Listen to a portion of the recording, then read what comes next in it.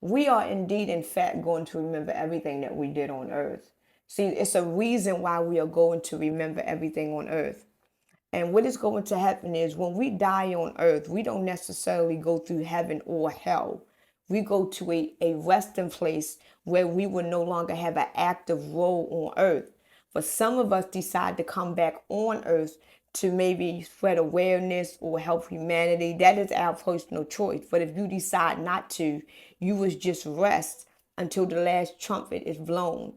Once our Creator blows that last trumpet, the dead is going to rise first. That means that you are going to be awakened out of your sleep, and the ones on earth is going to rise second.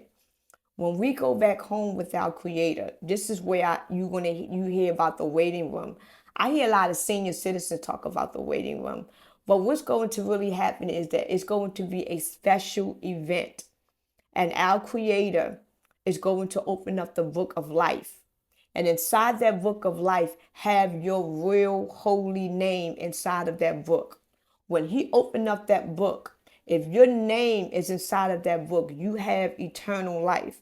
You will then get your crown of life and you will get your new linen. You will be in your new body. You're going to have your original, holy, true name, and you are going to have your crown of life on, and you will live for eternal life.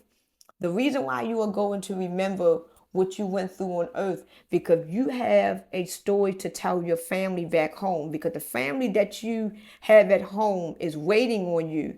The family that you have on earth is not the family that you have at home. Your real family is waiting on you. The people that is your family on earth, they are not your real family. These are just the people that you chose to have this human experience with.